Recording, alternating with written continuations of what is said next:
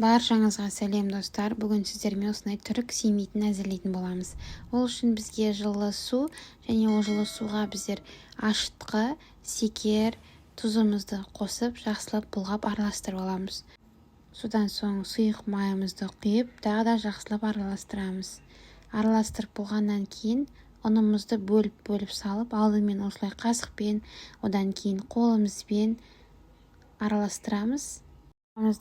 Илеп болғаннан кейін жылы жерге көтерілгенше қоямыз. Оған дейін бал мен суымызды араластырып, балымыз ерігенше жақсылап араластырып қоямыз.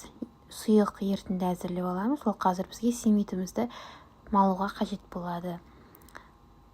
Мінекей балым ерігенше араластырдым. Содан кейін қамырымыз көтерілгеннен кейін тағы да жақсылап илеп аламыз да оны бөліктерге бөлеміз. Бөліктерге бөлгенде шамамен менде 8 бөлік шықты.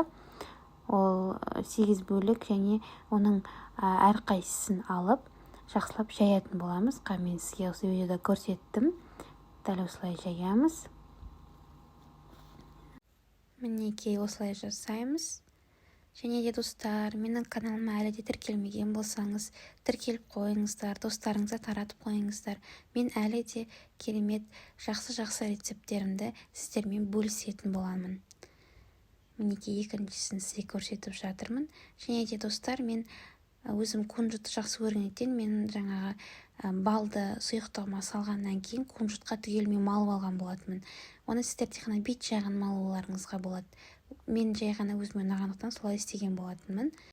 Және де біздер жаңа дайындамастан бұрын ұмытпай 200 градусқа пешіміз дайындап қоюымыз керек. Қазір біз семейттарымызды қызарғанша пісіріп алатын боламыз. Барлығын осылай істеп шықтым.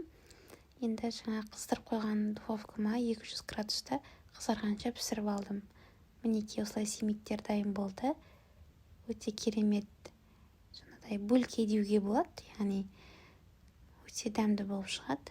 Менімен бірге жасап көріңіз. Каналыма тіркеліп лайк басып, подписка жасап кетіңіз.